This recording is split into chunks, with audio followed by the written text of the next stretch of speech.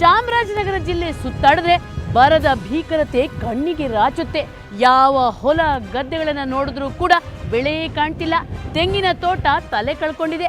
ಆದ್ರೆ ಇದ್ಯಾವುದು ರಾಜಕಾರಣಿಗಳ ಕಣ್ಣಿಗೆ ಕಾಣ್ತಾನೆ ಇಲ್ಲ.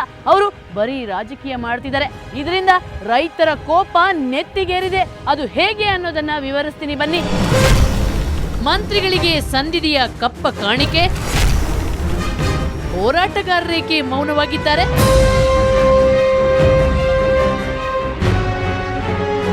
ಕೆರೆ ತುಂಬಿಸುವ ಬಗ್ಗೆ ಜಿಲ್ಲೆಯ ಶಾಸಕರು, ಉಸ್ತುವಾರಿ ಸಚಿವರು ಸೊಲ್ಲೆತ್ತುತ್ತಿಲ್ಲ. ಈ ಯೋಜನೆಗೆ ಬ್ರೇಕ್ ಹಾಕಲು ಜಿಲ್ಲೆಯ ಮಂತ್ರಿ ಮಹೋದಯರಿಗೆ ಗಣಿ ಮಾಲೀಕರಿಂದ ಕಪ್ಪ ಕಾಣಿಕೆ ಸಂದಿದೆ ಅನ್ನೋ ಆರೋಪ ಇವರದ್ದು. ಕೆಲವರು ಯಾವುದೋ ಒಂದು ಪ್ರಾಬ್ಲಮ್ ಅಂದರೆ ಕೆಲವರು ಆರ್ಥಿಕ ವ್ಯವಸ್ಥೆ ಈಗ ನಿಮ್ಮ ಭಾಗದಾರಪ್ಪ ಸ್ಟ್ರಾಂಗು, ಗಣಿ ಮಾಲೀಕರು ನಿಮ್ಮ ಭಾಗದಾರ ಗಣಿ ಮಾಲೀಕರಿಂದ ಸಹ ಈ ಒಂದು ವ್ಯವಸ್ಥೆ ಉಂಟಾಗಿರೋದು. ಹೇಗೆ ಅಂತ ನಾವು ಕೇಳಿದ್ರೆ ಅವರೆಲ್ಲವೇ ಮಿನಿಸ್ಟ್ರಿಗಳಿಗೆ ದುಡ್ಡು ಕೊಟ್ಟಿದ್ದಾರೆ, ಸರ್ಕಾರ ಲೆವೆಲ್ಗೆ ದುಡ್ಡು ಕೊಟ್ಟಿದ್ದಾರೆ, ಅವರು ಕೋಟ್ಯಾಂತರ ರೂಪಾಯಿ ದುಡ್ಡು ಕೊಟ್ಟಿದ್ದಾರೆ. ಆ ದೃಷ್ಟಿಯಿಂದ ಅವರು ತಡೆ ಹಿಡ್ತಿದ್ದಾರೆ. ಬರಡಾದ ಕೆರೆಗಳನ್ನ ಜುಲೈ ಮತ್ತು ಆಗಸ್ಟ್ ತಿಂಗಳಲ್ಲೇ ತುಂಬಿಸಬೇಕು. ಯಾಕಂದ್ರೆ ಜುಲೈ ಮತ್ತು ಆಗಸ್ಟ್ ತಿಂಗಳಲ್ಲಿ ಮಾತ್ರ ನಮಗೆ ಕಾವೇರಿ ಟ್ರಿಬ್ಯುನಲಲ್ಲಿ ಫ್ಲಡ್ ಟೈಮಲ್ಲಿ ಮಾತ್ರ ನಮಗೆ ಆನ್ ಮಾಡೋದಕ್ಕೆ ಪ್ರಾವಿಷನ್ ಇರೋದು. ನಂತರ ನಾವು ನೆಕ್ಸ್ಟ್ ಜುಲೈ ಆಗಸ್ಟ್ನೊಳಗೆ ನೀರು ಮುಟ್ಟ ಟಚ್ ಮಾಡಿ ನಾವು ಆನ್ ಮಾಡೋಂಗಿಲ್ಲ ಅದನ್ನು. ಹಾಗಾಗಿ ಈ ಜುಲೈ ಆಗಸ್ಟ್ನ ಹೇಗೋ ದಾಟಿಸ್ಬಿಟ್ರೆ 1 ವರ್ಷ ಕಾಲಾವಧಿ ಸಿಕ್ಕುತ್ತೆ. ನಾವು ಆಮೇಲೆ ನೋಡೋಣ ಅನ್ನೋ ಲೆಕ್ಕಕ್ಕೆ ಅವರಿದ್ದಾರೆ. ಕಾಂಗ್ರೆಸ್ ಬಿಜೆಪಿ ಕೀಳು ರಾಜಕೀಯ. ಈ ಯೋಜನೆಗೆ ಬ್ರೇಕ್ ಹಾಕಲು ಕಾಂಗ್ರೆಸ್ ಬಿಜೆಪಿ ನಡುವಿನ ಕೀಳು ರಾಜಕೀಯವೂ ಕಾರಣ ಅನ್ನೋ ಆರೋಪವೂ ಕೇಳಿ ಬರ್ತಿದೆ. ಯಡಿಯೂರಪ್ಪನವ್ರ ಕಾನ್ಸೆಪ್ಟ್ ಇದು, ಯಡಿಯೂರಪ್ಪನವ್ರಿಗೆ ಹೆಸರು ಬಂದ್ಬಿಟ್ಟದಂತೇನೋ ಉದ್ದೇಶ ಇದೆ ಅಂತ ಗೊತ್ತಿಲ್ಲ. ಬಟ್ ಯಾರೋ ಒಬ್ರು ಮಾಡಿರೋಂಥದ್ದು ಒಳ್ಳೆ ಕೆಲಸ, ಎಲ್ಲರಿಗೂ ಗೊತ್ತಿದೆ, ಎಲ್ಲ ಭಾಗದ ಜನಗಳಿಗೂ ಗೊತ್ತಿದೆ. ಆ ಒಳ್ಳೆ ಕೆಲಸನ ಪ್ರೋಸೆಸ್ ಮಾಡ್ಕೊಂಡು ಹೋದರೆ ಇವ್ರಿಗೂ ಕ್ರೆಡಿಟೇ. ಅವ್ರು ಮಾಡಿದ್ರಪ್ಪ, ನಾವು ತುಂಬಿಸ್ಕೊಟ್ಟ ಅಂತಂದ್ರೆ ನಮ್ದೇನಿಲ್ಲ. ಈ ಸರ್ಕಾರದವ್ರು ಮಾಡಿದ್ರೆ ಒಳ್ಳೆ ಹೆಸರಾಗುತ್ತೆ ಅವ್ರಿಗೆ. ಅದು ಯಾಕೆ ಮಾಡ್ತಾಯಿದ್ದಾರೋ, ಏನು ಮಾಡ್ತಾಯಿದ್ದಾರೋ ಅಂತ ಅವರೇ ಆಲೋಚನೆ ಮಾಡಿ ತಿಳಿಸ್ಬೇಕಾಗುತ್ತೆ ಜನಗಳಿಗೆ. ರಾಜಕಾರಣಿಗಳ ಮೇಲಾಟ ರೈತರ ಬದುಕನ್ನೇ ಬರಡು ಮಾಡ್ತಿದೆ.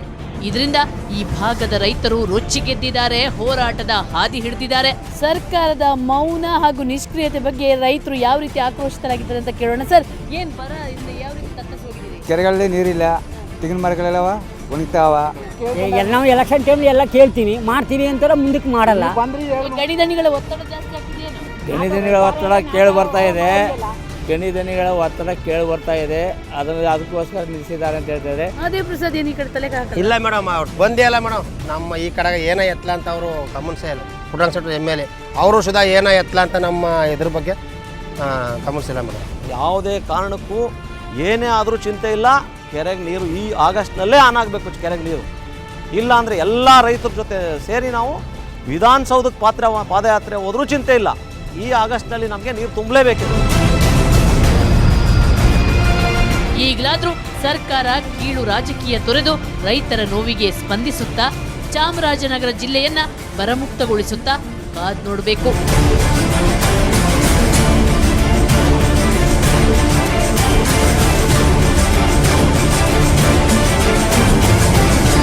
ನೋಡಿದ್ರ ಸ್ನೇಹಿತರೆ, ಯಾವ ರೀತಿ ಈ ಗಣಿಧಣಿಗಳು ಪ್ರಕೃತಿಯ ಮೇಲೆ ರುದ್ರ ನರ್ತನ ಮಾಡ್ತಿದ್ದಾರೆ ಅನ್ನೋಂಥದ್ದನ್ನ. ಇವರು ಕೊಡೋ ಝಣ ಕಾಂಚಾಣಕ್ಕೆ ಜನನಾಯಕರು, ಶಾಸಕರು, ಮಂತ್ರಿಗಳೆಲ್ಲ ಮೌನ ವಹಿಸಿದ್ದಾರೆ. ಇದರಿಂದಾಗಿ ರೈತರ ಬದುಕು ಬರಗಾಲದಿಂದ ಬರಡಾಗಿದೆ. ಹಾಗಾಗಿ ತಕ್ಷಣ ಸರ್ಕಾರ ಎಚ್ಚೆತ್ತುಕೊಂಡು ಕೆರೆ ತುಂಬಿಸೋ ಕಾರ್ಯಕ್ರಮಕ್ಕೆ ಚಾಲನೆ ಕೊಡಬೇಕು.